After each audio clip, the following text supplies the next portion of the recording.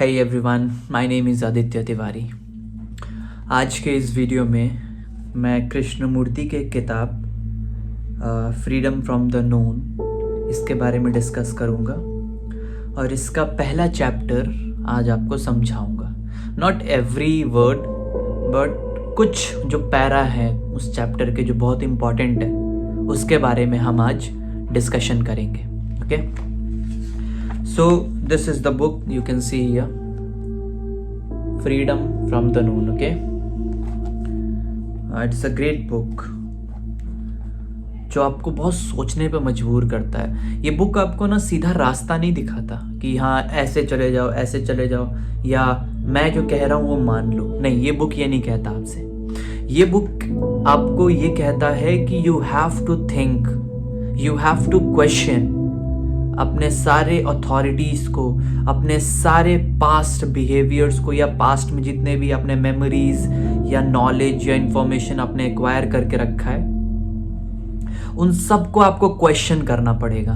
और वो ये किताब आपको वही सिखाती है और जे कृष्णमूर्ति आपको वही समझाना चाहते हैं, that you have to question. सवाल पूछना पड़ेगा। बिना सवाल पूछे आप फ्यूचर में नहीं जा सकते। बिना सवाल पूछे आप आज से बेहतर नहीं हो सकते। Okay, so now we are going to discuss chapter 1, that is man's search, इंसान का खोज। चैप्टर नंबर 1 में जो पहला पैराग्राफ है, let me read first. For centuries we have been spoon fed by our teachers, by our authorities, by our books, our saints. We say, tell me all about it. What lies beyond the hills and the mountains and the earth, and we are satisfied with their descriptions, which means that we live on words and our life is shallow and empty. We are second-hand people. We have lived on what we have been told, either guided by our inclinations or tendencies, or compelled to accept by circumstances and environment. We are the result of all kinds of influences, and there is nothing new in us. Nothing that we have discovered for ourselves. Nothing original, pristine, clear. So Krishnamurti यहाँ क्या समझाना चाहते हैं? कृष्णमूर्ति यहाँ ये समझाना चाहते हैं कि हम इंसान बहुत सौभाग्यशाली हैं कि हमारे पास बुद्धि है और हमारा जो पूरा ज्ञान है हमारे पूर्वजों ने हम तक ट्रांसफ़र करा थ्रू रिटन डॉक्यूमेंट्स और थ्रू स्पोकन मेमोरीज, या बोलकर याद रखकर ज्ञान को आज तक हम तक ट्रांसफ़र किया गया या लिखकर पूर्वजों ने हमारे लिए किया। और ये हमारे लिए एक बहुत सौभाग्य का बात है, एक बहुत ही एडवांटेज है over other species, human beings के लिए। पर ये चीज़ कहीं ना कहीं एक डिसएडवांटेज में भी तब्दील हो जाता है जब आपको एज इट इज बता दिया जाता है कि you are this and you belong to this community and you have to think in this way. तो आपके पास बचता क्या है? सब तो आपको दे दिया गया ना, तो आपको करना क्या है? आप तो फिर कुछ मतलब मुझे पता चल गया मेरा नाम, मुझे पता चल गया मैं किस देश का हूँ, मुझे पता चल गया मैं किस धर्म का हूँ, मुझे पता चल गया कि मुझे किस तरीके से कपड़े पहनने हैं, मुझे पता चल गया मुझे किस तरीके से दिखना है। तो फिर मैं करूंगा क्या? मेरा ये बुद्धि और मैं इसका इस्तेमाल कहाँ करूं फिर? जब सारा सवाल का जवाब मुझे दे दिया गया है तो फिर मेरा काम क्या है? मुझे क्या करना है? और इसी चीज को कृष्णमूर्ति क्वेश्चन करते हैं। वो कहते हैं कि हजारों साल से हमारे साथ ये किया गया है कि हमें स्पून फेड किया गया है हर चीज, सारा नॉलेज, सारा ज्ञान, सारा ट्रेडिशन, सारा कस्टम, सब चीज हमें बता दिया गया और हमने एज इट इज मान लिया है। वी नेवर क्वेश्चन कि मैं ऐसे ही क्यों जीऊं, मैं ऐसे ही क्यों सोचूं, मैं इसी पर्टिकुलर बाउंड्री में क्यों रहूं, मैं इसी पर्टिकुलर तरीके से क्यों सोचूं। कृष्णमूर्ति कहते हैं ना that we are second hand people. हम सेकेंड हैंड इंसान होके रह गए हैं। किसी एक बड़े संत ने हमें कुछ बता दिया और हम उसको फॉलो कर रहे हैं, तो चीज तो उसने बताया था ना, दैट थिंग इज हिज। वो चीज उसका है, आपका नहीं है। आपने सुना और आप अब उसको सवाल भी नहीं कर रहे, आप उससे पूछ भी नहीं रहे कि ऐसा है तो ऐसा क्यों, आपने ये कहा तो ऐसा क्यों, या फिर मैं सोचूंगा, मैं कल इस पे जवाब दूंगा, या फिर और 2-3 लोगों से बात करते हैं, थोड़ा और रिसर्च करते हैं, थोड़ा और स्टडी करते हैं। पर हम ऐसा नहीं करते, हम किसी एक को पकड़ते हैं और उस पे अंधा विश्वास करने लगते हैं, और ये बहुत खतरनाक चीज है। He says that we have lived on what we have been told, either guided by our inclinations or our tendencies, or compelled to accept by circumstances and environment. जैसा माहौल हमें मिल जाता है हम उस तरीके के हो जाते हैं। ओशो ने एक बहुत ही अच्छा बात कहा था कि अगर एक हिंदू घर में जो बच्चा पैदा हुआ है, बचपन में ही जब वो पैदा होता है, हिंदू घर में पैदा हुआ, पर अगर उसे हम मुस्लिम घर में भेज दें और बड़ा करें मुस्लिम घर में, तो वो कभी नहीं मानेगा कि वो हिंदू था, कभी नहीं मानेगा। क्यों? क्योंकि उसका जो पूरा अपब्रिंगिंग होगा और उसको जो दिया जाएगा, उसको जो समझाया जाएगा, उसको जो सिखाया जाएगा, वो पूरा मुस्लिम कम्युनिटी का होगा। तो वो कभी ये क्वेश्चन ही नहीं कर पाएगा कि मैं कभी किसी हिंदू के घर में पैदा हुआ था या मेरे ओरिजिनल माँ बाप हिंदू हैं। वो कभी नहीं सोच पाएगा और ना वो एक्सेप्ट कर पाएगा। कितना हार्ड होता है अपने बिलीव्स को तोड़ना, जो हमें बता दिया गया या सिखा दिया गया, या जिस चीज से हमारे रूट्स जुड़े हुए हैं, उसको क्वेश्चन करना बहुत हार्ड होता है। It is not easy. Okay, so we are second hand people, and this is the first thing जो हमें समझना है कि हम सेकेंड हैंड है। जो भी मैं सोच रहा हूं, समझ रहा हूं, बोल रहा हूं, या जितना भी मैं बोलता हूं कि मैं बहुत ज्ञानी हूं, ये मेरा है कि नहीं है। पहले मुझे इस चीज पे सवाल करना पड़ेगा कि ऐसा तो नहीं है कहीं ये भी मैं किसी और से सुन के या किसी और से पढ़ के या किसी और ने बता दिया तो उस चीज को मैं अब मान गया हूं और मैं जान गया हूं, ये कहने लगा हूं मैं। इस पर सवाल करना पड़ेगा हमें। Okay, so now let's go ahead. आगे वो कहते हैं, a respectable human being can not possibly come near to the infinite immeasurable reality.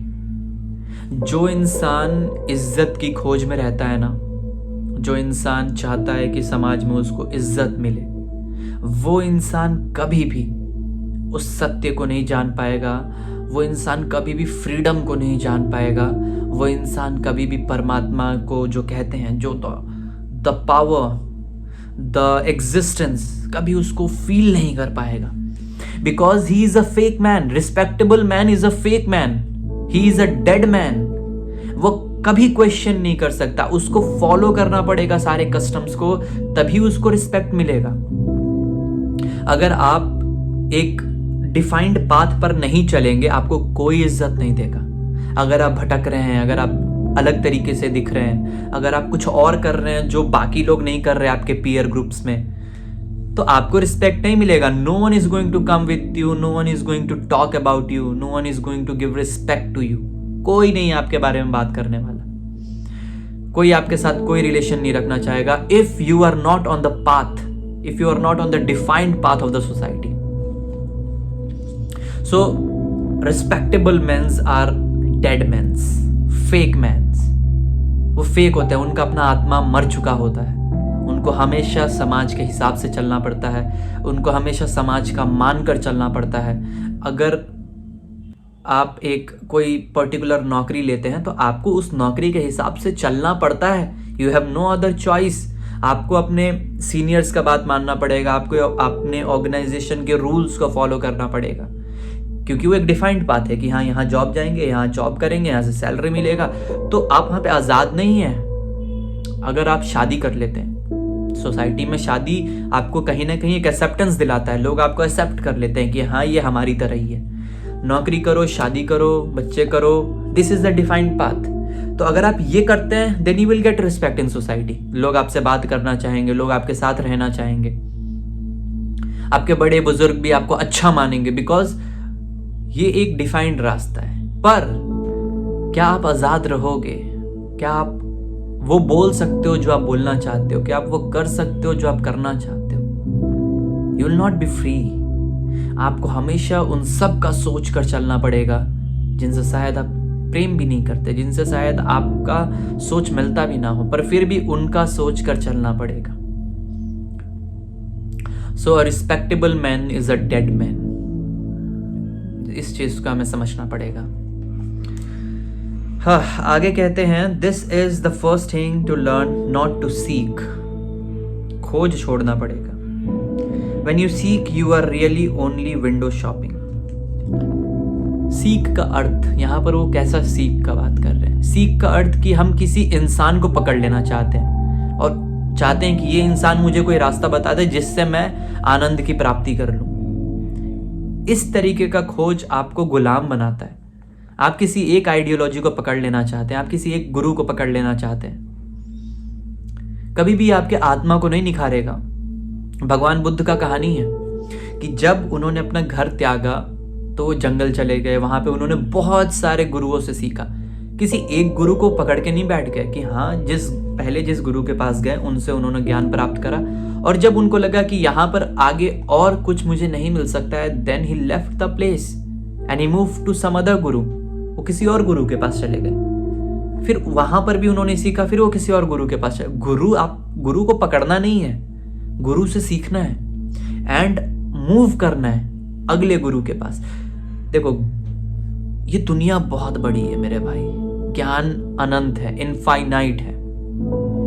अगर आप किसी एक ज्ञान को, किसी एक आइडियोलॉजी को, किसी एक गुरु को, किसी एक इंसान को पकड़ के बैठ जाएंगे तो आप वही कन्फर्मिस्ट हो जाएंगे, आप वही बहुत ज़्यादा रूढ़िवादी हो जाएंगे, आप किसी एक सोच में अकड़ के रह जाएंगे और आप बाकी हर चीज़ के प्रति बंद हो जाएंगे। आप कभी नहीं सीख पाएंगे, कभी नहीं जान पाएंगे।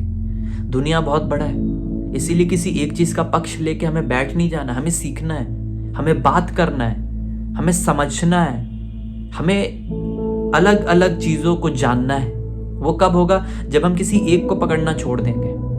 मैक्सिमम लोग यही करते हैं, किसी एक गुरु को पकड़ लेना चाहते हैं बिकॉज वहाँ सेफ्टी है, वहाँ क्लैरिटी ऑफ थॉट है। देखो, हम इस पूरे सोसाइटी में ना सिक्योरिटी चाहते हैं। Everyone wants security. सिक्योरिटी के अंदर आता है स्टेबिलिटी। स्टेबिलिटी हो, लोगों को लगे अच्छा ये एक काम कर रहा है, सालों से कर रहा है, अच्छा कर रहा है, अच्छा ये इस गुरु के पास है और डेडिकेटेड है उसके प्रति और सालों से उसी गुरु के अंदर है। हमको यही समझ में आता है। अगर एक इंसान इस गुरु के पास है, फिर यहाँ कुछ टाइम रह के इस गुरु के पास, फिर यहाँ कुछ टाइम रह के इस गुरु के पास, यहाँ कुछ टाइम रह के इस, किसी को नहीं समझ में आएगा आप क्या करना चाहते हो और हर किसी को लगेगा क्या इंसान है ये। But this is important. जैसे आप एक किताब को नहीं पकड़ लेते, आप अलग अलग ऑथर्स को पढ़ते हो, आप अलग अलग तरीके के ऑथर्स को पढ़ते हो, अलग अलग डायमेंशंस में आप चीज़ों को एक्सप्लोर करना। आप एक उत्तराखंड चले गए तो उत्तराखंड में ही जाके बस नहीं जाते आप केरल भी जाओगे, आप मेघालय भी जाओगे, आप मणिपुर जाओगे, आप लद्दाख जाओगे। सो डाइवर्सिटी है। अगर आप लद्दाख गए हो और मेघालय नहीं गए और आप लद्दाख जाके कहो कि लद्दाख ही सबसे अच्छा जगह है, तो आप मेघालय को जाने ही नहीं ना। आपने तो कभी जाना ही नहीं कि मेघालय में क्या बात है। सो ये दिक्कत है। व्हेन वी सीक, हम ज्ञान प्राप्त करने के लिए सीख नहीं करते, हम सिक्योरिटी के लिए सीख करते हैं, हम स्टेबिलिटी के लिए सीख करते हैं। और सिक्योरिटी और स्टेबिलिटी आपको गुलाम बनाती है। सिक्योरिटी और स्टेबिलिटी आपको रोक देती है, आपको बांध देती है। आप एक जगह पे सीमित रह जाते हो, आप आगे नहीं बढ़ सकते। वहां पे आप अपना नहीं सोच सकते। आपको डिफाइंड रूल्स मिलेंगे और रूल्स के अंदर ही रहना पड़ेगा आपको। प्रेमानंद जी महाराज किसी डिफाइंड रूल्स में किसी के अंदर नहीं थे, but he created his own rules. अब देखो, लोग उनके अंदर रह रहे हैं, उनके रूल्स को फॉलो कर रहे हैं। But Premanand ji Maharaj faced every struggle that came in front of his life. उन्होंने फेस करा। बट लोग क्या कर रहे हैं? वो प्रेमानंद जी को पकड़ रहे हैं और वहां जाके उनके आश्रम में रहना चाह रहे हैं, उनसे जुड़ जाना चाह रहे हैं और एनी टाइम बस उनके अंडर रहना चाह रहे हैं। उनको प्रेमानंद जी महाराज से सीखना नहीं है। उनको प्रेमानंद जी महाराज में सिक्योरिटी दिख रहा है, एक सेफ्टी दिख रहा है, एक स्टेबिलिटी दिख रहा है, इसीलिए वो वहां जाते हैं। अगर सीखना होता तो आप YouTube से सीख सकते हैं। YouTube पे उनका वीडियो आता रहता है। उनके पास जाने का अर्थ क्या है? उनके आश्रम में जाने का अर्थ क्या है? You want a security. या तो आप समाज से भागना चाहते हैं, आप ये स्ट्रगल से भागना चाहते हैं और भागकर आपको एक अच्छा जगह दिख रहा है और आप वहां पे चले जाना चाहते हैं। इस तरीके का सीख करना, इस तरीके का खोज आपको गुलाम बनाता है और कहीं ना कहीं आपको मुड़ बुद्धि, डल बनाता है। ओके, आगे बढ़ते हैं। यहां पे है truth has no path and that is the beauty of truth, it is living. Truth का कोई पाथ नहीं है। ट्रुथ आपको कहीं से भी मिल सकता है। आप अगर स्ट्रगल करेंगे ना, अगर आप रुकेंगे नहीं, अगर आप बहते रहेंगे, अगर आप चलते रहेंगे, अगर आप खोजते रहेंगे, कहीं पे ठहर नहीं जाएंगे, किसी एक चीज को पकड़ नहीं लेंगे, सीखते जाएंगे, अपने आप को संभालते जाएंगे, आपका एक अपना रास्ता क्रिएट हो जाएगा। क्यों?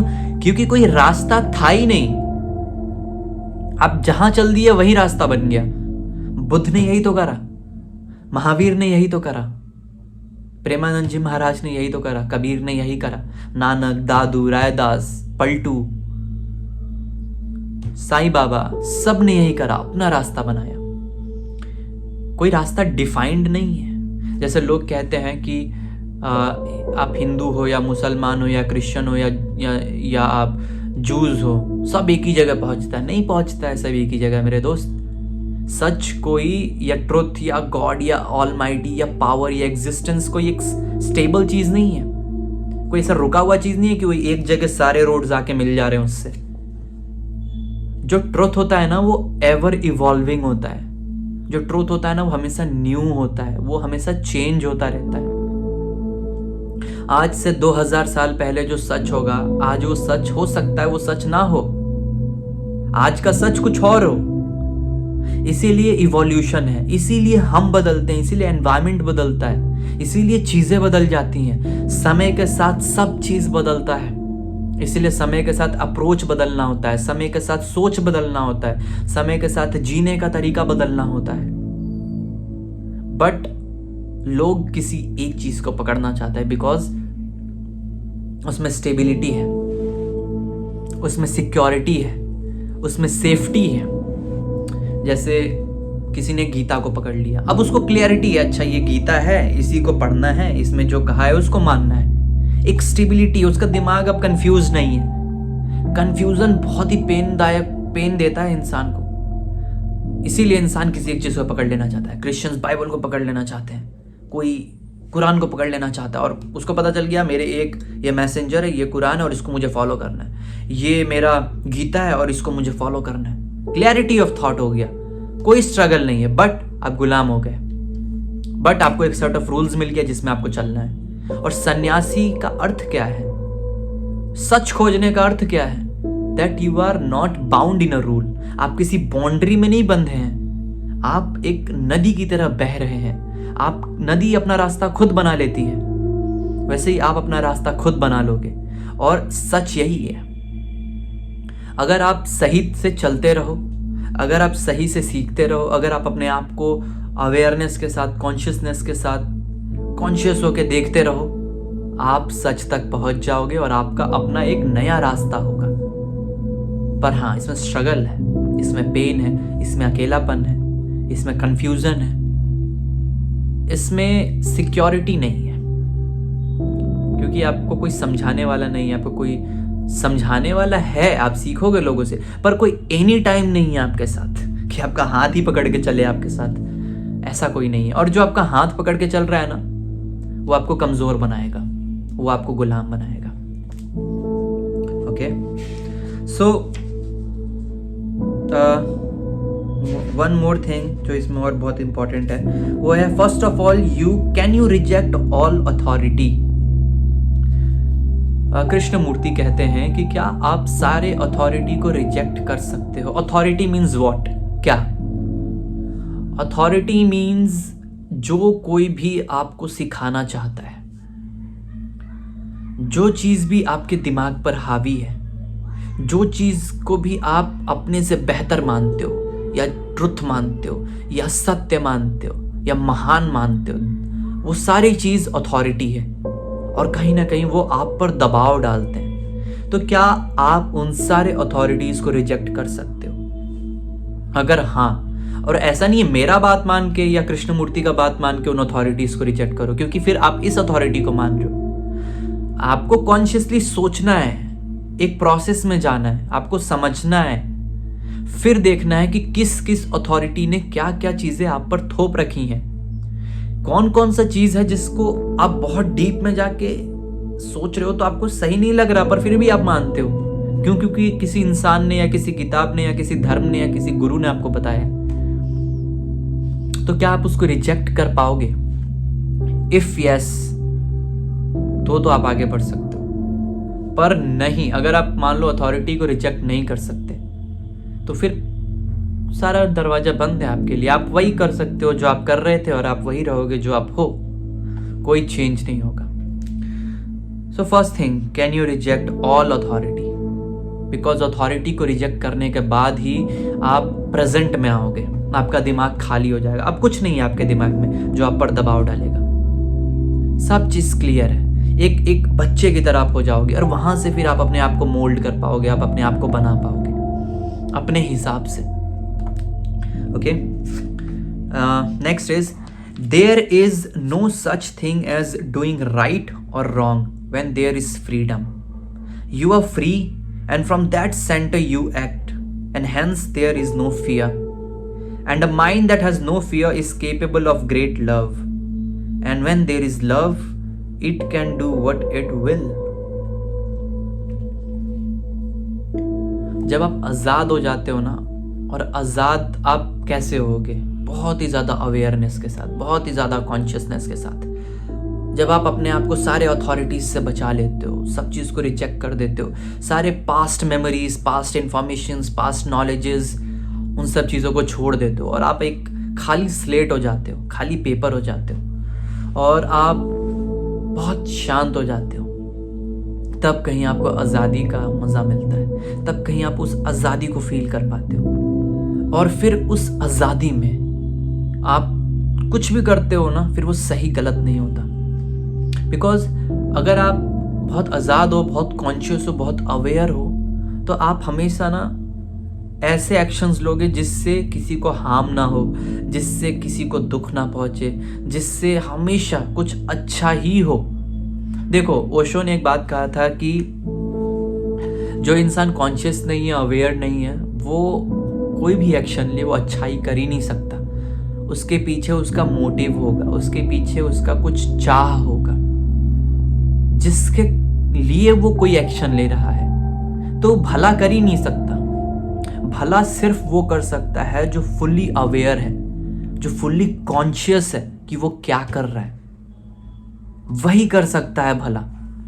तो जब आप आजाद हो जाते हो विद फुल कॉन्शियसनेस, तब आप सही और गलत से परे चले जाते हो। फिर आप जो भी करते हो ना, वो बस आपका एक एक्सप्रेशन होता है, आपकी क्रिएटिविटी होता है, वो आपके अंदर से निकल रहा होता है, वो कहीं बाहर से नहीं आता, वो आपके अंदर से निकलता है।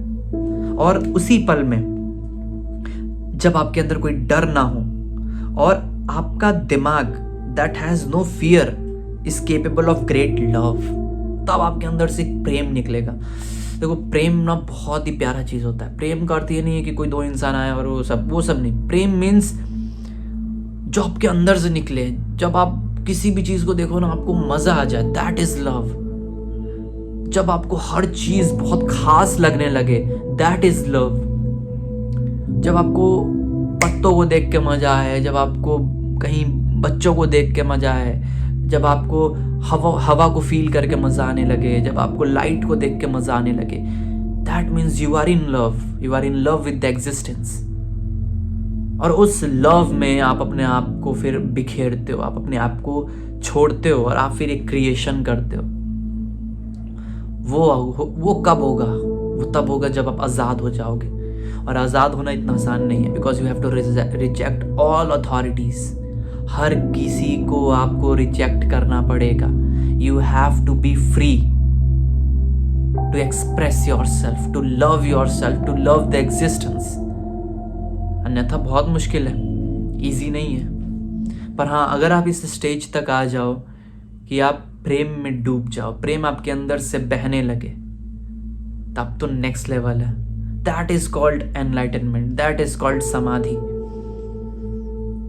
तब आप फिर वो इंसान नहीं हो जो अच्छा और बुरा सोचता है, जिसके दिमाग में कुछ आता है कि ये कर लूँ तो ये मिल जाए। नहीं नहीं नहीं, तब आप बस क्रिएट करोगे, तब आप बस एक्सप्रेस करोगे, और आप कभी ये नहीं सोचोगे उसका परिणाम क्या होगा। जो सत्य होगा आपके अंदर से बस वही निकलेगा। मंसूर थे, मंसूर एनलाइटनमेंट प्राप्त करा उन्होंने, और फिर उन्होंने कहा कि अनहल हक, मैं ही ईश्वर हूं, और उसके लिए उन्हें मार दिया गया। पर वो तब भी कहते रहे, क्योंकि वो झूठ नहीं कह सकते हैं। तब आप झूठ नहीं कह सकते, तब आपके अंदर फियर नहीं आता है कि ये बोलूंगा तो मारा जाऊंगा, चुप रह जाता हूं। और अगर आपके अंदर डर आ रहा है और आप ऐसा बोल रहे हो, इट मीन्स आप उसको नहीं जाने हो। पर जिस पल आप जान जाते हो ना, तब आप झूठ कैसे बोलोगे? आप झूठ नहीं बोल सकते। तो वही होता है, to be free of all authority of your own and that of another is to die to everything of yesterday, so that your mind is always fresh, always young, innocent, full of vigor and passion. It is only in that state that one learns and observes, and for this a great deal of awareness is required. Actual awareness of what is going on inside yourself, without correcting it or telling it what it should or it should not be. Because the moment you correct it, you have established another authority, a censor. To be free of all authority. सारे authority से मुक्त होने का अर्थ क्या है? सारे authority से मुक्त होने का अर्थ ये है कि आप अब सीख गए हो कि कैसे ऑब्जर्व करना है, कैसे सीखना है। आप डिनाई करना सीख गए हो। आप ये समझ चुके हो कि क्या आपका है और क्या दूसरों का है, क्या आपको मिला है और क्या आपके अंदर से निकला है। जब कभी आप बहुत खुश होते हो ना, और आपके दिल से आता है कुछ करने का, तो वो आपका होता है। पर जब आपका दोस्त बोले चल ये करते हैं, तो वो आपका नहीं होता। या कोई आपके पिता बोले चल ये करते हैं, वो आपका नहीं होता। पर आपके अंदर से कुछ निकलता है और बहुत ज्यादा जोर से लगता है कि नहीं नहीं नहीं, यही है, ये करना पड़ेगा। That is yours. और वो ज्ञान आपका होगा।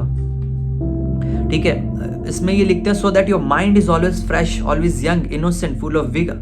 आपको छोड़ना पड़ेगा कल को, आपको छोड़ना पड़ेगा इतिहास को, तब आप इस प्रेजेंट में आ पाओगे। तब आपका माइंड फ्रेश रहेगा, तब आपका माइंड नए चीजों को ऑब्जर्व करेगा, नए चीजों को अपने अंदर एब्जॉर्ब करेगा। समझ रहे हो आप? आपको फ्री होना पड़ेगा पास्ट से, तभी आप इस प्रेजेंट को फील कर पाओगे। वरना हमारा ये दिमाग कांस्टेंट चैटर में रहता है, कुछ ना कुछ सोचते रहता है। आपको कभी फील नहीं करने देगा कि इस प्रेजेंट मोमेंट में हो क्या रहा है आपके आसपास। आप कभी फील नहीं कर पाओगे अपनी माँ को, अपने भाई को, अपने बहन को, आपके कुत्ते को, आपके आसपास के जानवरों को, आपके आसपास के पेड़ों को, हवा को। आप कभी फील ही नहीं कर पाओगे अगर आप प्रेजेंट में नहीं हो। तो अगर आपके दिमाग में पास्ट घूम रहा है, आप कभी फील नहीं कर पाओगे। इसीलिए आपको हर एक चीज को रिजेक्ट करना पड़ेगा जो कल से मिला है। कल यानी बीता हुआ कल, इतिहास से मिला है। और सारे अथॉरिटीज कल में हुए थे, आज में सिर्फ आप हो। आज में सिर्फ आप और आपका दिल है। ये दिमाग पास्ट है, दिल प्रेजेंट है।